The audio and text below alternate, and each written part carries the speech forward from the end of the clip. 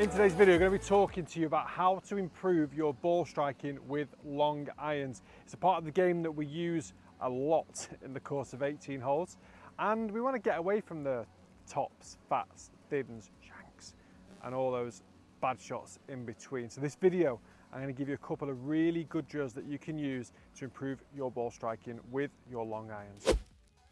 First of all, you need to assess the lie. Make sure the lie is good, because if you've got a bad lie, if you find yourself kind of in the middle of kind of tufts of grass, being able to get a decent launch angle on the ball is going to be really, really tough. So you need a really good fluffy lie to start with. Thankfully, I'm teeing off here, so it's a lot easier. But on the fairway, assess the lie. Oh, that's the strike we're going to teach. Once you're happy with the lie, then it's all about ball position, because ball position affects the angle of attack, which a terminology you may have heard a lot of kind of through learning golf and kind of getting golf lessons. Angle of attack is the descending angle of the club coming down into the golf ball.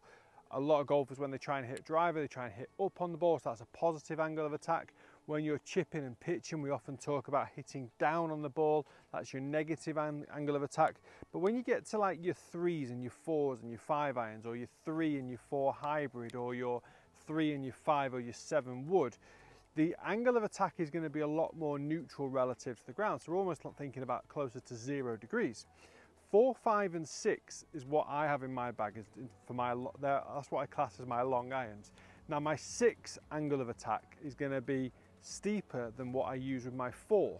So they are slight differences, and the ball positions as well are always going to be slightly different. So if I've got a 4 iron in hand, what I would tend to do is put the feet together, take a little step and a bigger step. So the ball position is around about here or so. So that's my 4 iron ball position.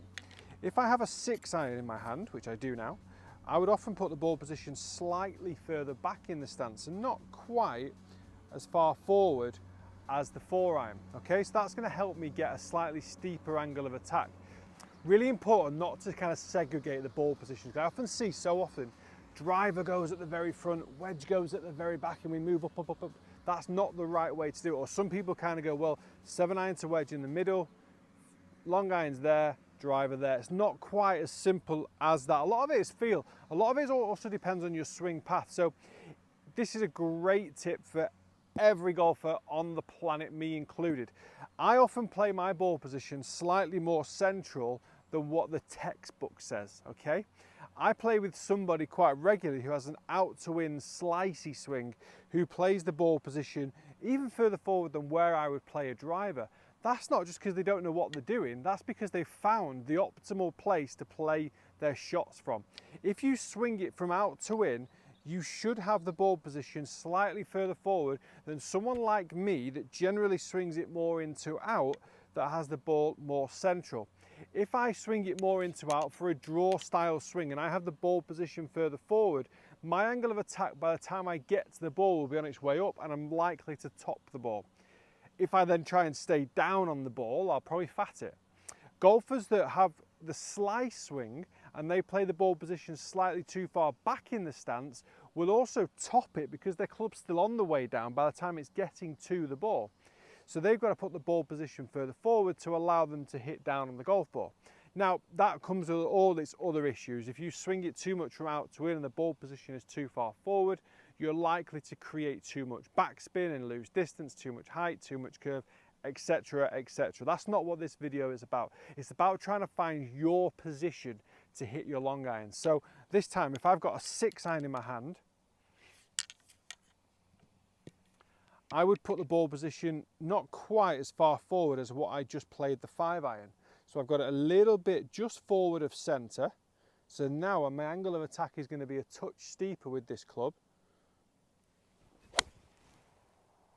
Oh, it's so ripped. My word. That is such an enjoyable feeling. So I managed to get a very shallow divot, ball, then turf. So my divot started after the golf ball. So the club comes, paint that as a picture in your mind. As the club comes down, it gathers the golf ball, it works its way through maybe 5 millimeters of ground and then comes out the other end. Divots need to have an entrance and an exit, okay? There's golfers that swing and have an entrance and then a brick wall at the end with no exit, that's coming into the golf ball far too steep. You don't have to hit divots. Golfers that hit it really clean off the surface doesn't mean it's a bad thing either. You've got to find the right ball position for your golf swing.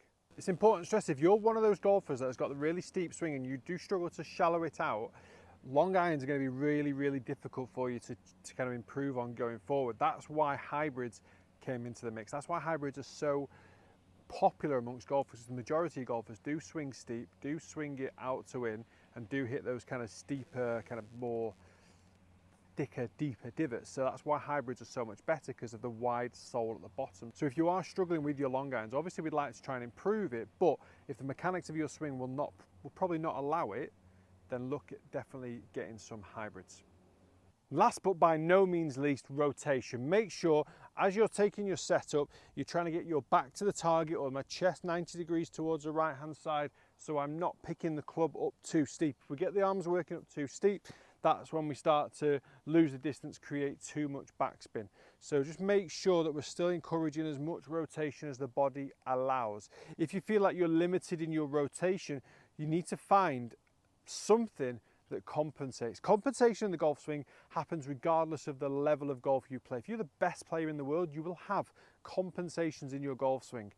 We all do it, it's completely natural. So if you feel like you don't have the rotational power or rotational width in your body to do so, find something else. Get your arms working more flat, because these clubs do not like golf swings that work this way. They do not like steep out to in golf swings. So just get that feel that the body rotates back